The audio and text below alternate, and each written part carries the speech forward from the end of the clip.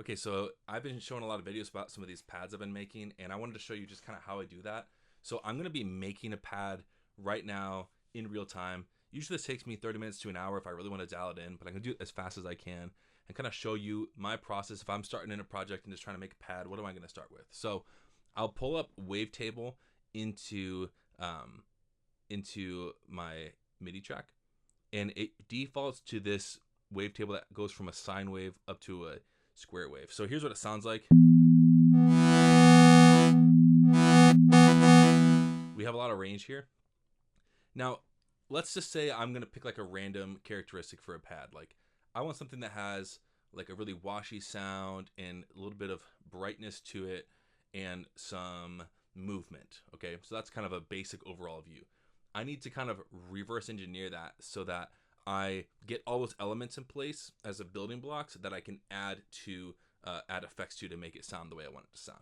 It's almost like when you build a guitar chain. You got to start with that clean guitar tone, whatever the guitar is actually giving you, and that's where we're at this beginning here. So it's like, do I want a warm sound to start with, or something with a little bit more grit? Now, if I start with this warm sound, it's not going to change that much. I can slow down the attack time and make it kind of swell in. Okay, but there's not a lot going on there.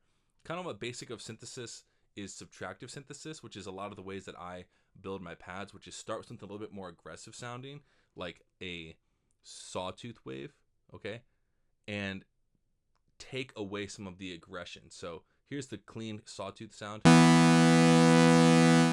If I bring the attack time down, it starts to slow that down a little bit, and then all I got to do is just filter it out a little bit. So I can add a little resonance if I want to. And now we're starting to have something that we can work with.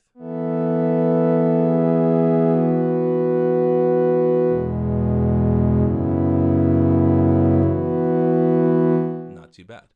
This Wavetable synth gives me another option. So usually what I'll do is for the second layer, I'm going to do something slightly different. So let me add something that has a little more complexity to it. And if I want to just kind of figure out what that one is, I'm going to solo it. So just this one's hearing right now. Now I like what I'm hearing right there. Okay, there could be some cool movement that could happen right there. Let's hear what they sound like together.